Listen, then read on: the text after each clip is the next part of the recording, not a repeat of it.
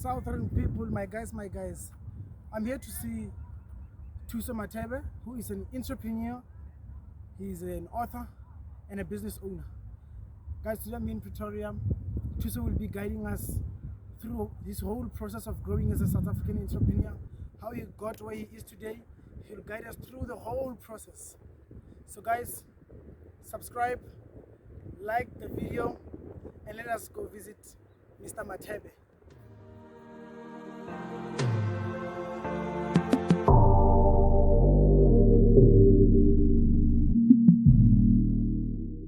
Today I'm here in Pretoria. I'm with Thuso from MFH Publishers. So he'll be explaining everything. He'll be telling us about his journey, the challenges he faced, how he's been working. So guys, I think this is going to be an amazing interview. So yeah. So Thuso, how are you? Man? I'm good, man. I'm good, man. We're not keeping it here, but we are safe. We are safe. We are safe. Hopefully so. So man, tell me, who's Thuso? Thuso Mathebe is an author, is an entrepreneur, is also the founder of Mathebe Family Holdings and the CEO of MFH Publishers. So I specialize in book publishing. I publish books for writers, young writers, and people who've just been in the industry already, you know.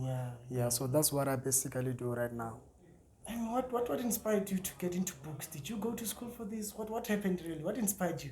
Particularly when coming to books, I wouldn't say I went to school to have interest in books. I've always been curious about wisdom and knowledge. I've always been obsessed with knowing more than other people do.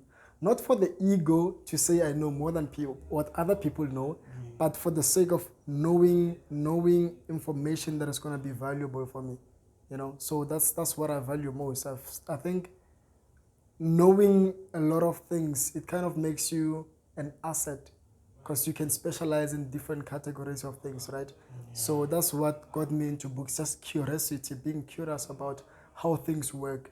That's how I found myself in books. And you went for entrepreneurship, man.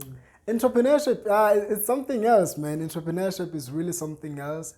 One of the things that people don't know about entrepreneurship, that as much as it can be taught, it must also be within you.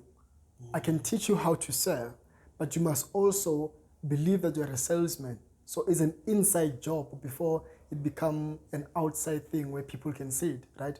You gotta be that thing inside. You gotta be an entrepreneur inside before anybody can give you a textbook and say, this is how you become an entrepreneur, right? So that's why I've been observing the reason why most entrepreneurs find it hard to get into the real world, those ones who went to school to start entrepreneurship. The reason why it's so hard for them is that they know theory and I know practical. So they know the theory of how it works. They haven't actually worked the mindset behind it to say, okay, this is who I'm gonna be. This is the entrepreneur that I'm gonna be. So that's how I think it works, man. And like how long did it take you? Like you planned for this? It was a long-term planning, or you just doing this and I'm starting today? For me, I've had a lot of people who inspire me. One of the people, the late Dr. Miles Monroe. I've read some of his books and they challenged my thinking, right? I didn't just want to be somebody who just comes into the world, go to school, get a job, and get 4 kids and a house using bond and just retire broke and everything like that. So I saw the system that was made for us to say, okay, you gotta go through this and this and this, and I saw at a young age that won't work for me. I'm gonna start my own path, So part of being an entrepreneur is being crazy to believe whatever you think you can do, right? You gotta be crazy enough to believe in yourself, not just to say, okay, people say I should go to school. Let me just go to school. Whereby inside that, no, man, this thing is not gonna work for me. You gotta have that, unshakable faith. So the topic of whether school is important or not, it's irrelevant. That will start another debate, but one of the things that I believe a person should do is that you can go to school and get a profession, but you must first discover who you are as an individual. And then once you've discovered your true self, it is then that you are safe to go into the world and study for different courses, if you may, right? So the problem that I have or the problem that I'm seeing today is that there are a lot of doctors who should be singers today. Yeah. That there are a lot of musicians who are in court today, and there are lawyers and everything like that. So people are normally out of their place, they're out of positions because society forced them, or society has taught them that, you gotta get a profession. It doesn't matter what your gift is. And that is a problem that I'm seeing among young people today. Oh, so tell me, starting a business from the beginning, the challenges, the difficulties, the negativity, especially from the society itself, the parents, everything like that. Starting a business, man, is difficult. Yeah. I won't lie to you. Starting a business is difficult. But one of the things that I think is vital for a person to understand is that you must be hungry for it. You must have the passion for it, right?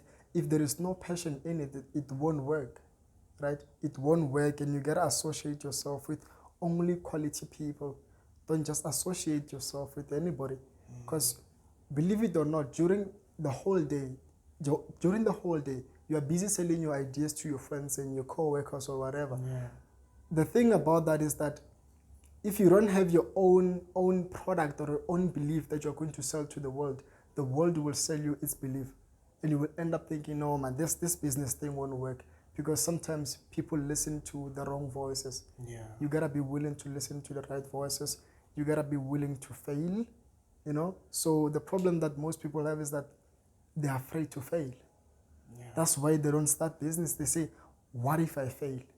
And the problem is that another thing that I've noticed among young people is that when they plan a business, they limit us to how far they can go based on the resources that they have now. So if now I'm thinking of owning 2 private jets, and I look at my current situation and say, but I don't have money, that dream dies. It shouldn't be I can't afford it. It should be how can I afford it? So it's more of mindset when coming to business. You gotta have the mindset to say, you know what, it might be difficult. It was never promised to be easy. And that's how business goes. That's how I started my business, in fact. I started my business with literally just one computer that it was actually mine, my aunt's computer. She borrowed me the computer. And I started my company in my bedroom. That's how I started my company. It wasn't even a bedroom, to be honest. It was a storage room. So there were chairs and tents and so forth inside. So they were just packing some things there. At the time, I couldn't sleep anywhere, so I had to force myself into the storage room. And that's how my company started, in that small room, So the thing about me is that I wasn't limited by what I was seeing, by the small room. When I was in that small room, I was thinking of myself in mansions. My dream was bigger than the room that I was living in. So that's what you have to understand, that you gotta dream bigger than your current situation. So that's what I say about that, man. Oh, it's very, very it's like today I'm being with some big entrepreneur philosopher. That's why I value reading so much, because you get to understand that you don't know anything. If I consider myself well versed with everything, I'm killing myself, but I consider myself as an empty cup. An empty cup, there is still space to put something in. So that's how I take my mind, and that's how I just go about everything, to say I'm still learning. I'm a student of life. So if I just say I know everything, that's where the growth will stop, because I won't listen to your advice. You might have some powerful insights, but if I say I know everything, I'm gonna miss out on what you have to say, right? So part of being an entrepreneur is learning from other people, not just the success, but also their mistakes. You gotta be willing to learn from other people's mistakes. Go to people who have tried and failed and ask them what went wrong. The problem that I see today, I see a lot of problems in the society today, is that people will want to become or entrepreneurs. Once they see somebody, prospering, that's when they will say, I want to become an entrepreneur. But the problem is that we don't post the failures, we only post the success. We don't. You gotta think about it. Have you seen like DJs who post his failures and stuff? No. They only post, if he's posting his failures, there will become another testimony behind it to say, I went through this, now I'm here, right? So some of the challenges that people go through, that's why I said in the beginning that you gotta have the passion. because passion and discipline is what is going to carry you through, not just the hype. Hype doesn't do anything. I got a lot of people sending me messages to say, Thuso, I want to open a business. Can you help me? And then when I go to the root cause of why they want to open a business, is to just show the next person that they can also do it. It's just to, backslash on other people and say, oh, look at me, I can also do it. That's why most businesses don't prosper, rather, because the intention, the foundation is not correct. So the foundation of every successful business should be an intention on the passion, rather, for business itself. I see, man. So tell me, I want I go around, I'm promoting young entrepreneurs. Okay. So they're struggling out there, man. They're facing some difficulties, they're facing some challenges, the economy challenges. Yeah. This whole pandemic itself, it's a great challenge. So what can you tell these entrepreneurs? What can you say to them? Yeah, what can I say to these entrepreneurship? Entrepreneurs rather, in the midst of the challenges that we are in. Yeah, these young hustlers. Yeah, these young hustlers. I like that. I consider myself a hustler too.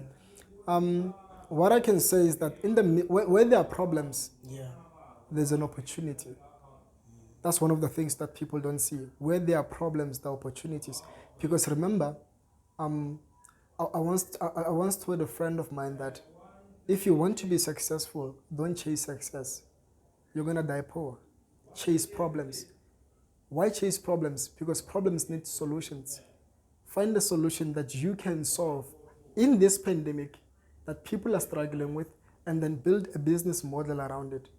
That's how you make it within. I'm so glad I was born in South Africa, a third world country, because there are a lot of problems in this country. There are a lot of problems in Africa itself. So it's a good place to come up with inventions, come up with businesses to help grow the economy, right? So what other entrepreneurs must know is that irrespective of what may be going on right now, they still got an opportunity to fix a problem and then build a business model around that problem. In my case, I saw that it was very difficult for people to publish books. I wanted to publish a book, I think about 4 years ago or 3 years ago. I think it was around 3 years ago. I was still in high school, I believe. And the company that I approached, they told me they needed 21,000. A rough estimation to say we need 21,000 to do everything that you have said you want to do with your book. At that time, my mother didn't even have 1,000 in her account. And I was still in school, so I was not working. So I saw a problem that other people were facing to say, you have all these great ideas, all these brilliant ideas that you want to materialize, man, but the problem is capital. So I realized that there's a whole lot of people who want to publish books. Let me start my own publishing company to accommodate all those people who can afford to pay 21,000 and actually make it affordable for them. And now, even if you go to your website, I don't charge the same amount to publish a book. There are different options. I think about 5 options. So it's put into different options so that you can select. If you can afford the first one, maybe you can afford the second one or something like that. So what I would want to say is that there's always an opportunity within in every problem. I saw an opportunity to start my company because I had a problem of not affording. So that's what I said, that when there's a problem, there's an opportunity. You're solving that problem. Yeah. You're solving that problem. I'm one of those people who have experienced your work. Yeah. I've seen your work. You've done a beautiful work. And thanks, man.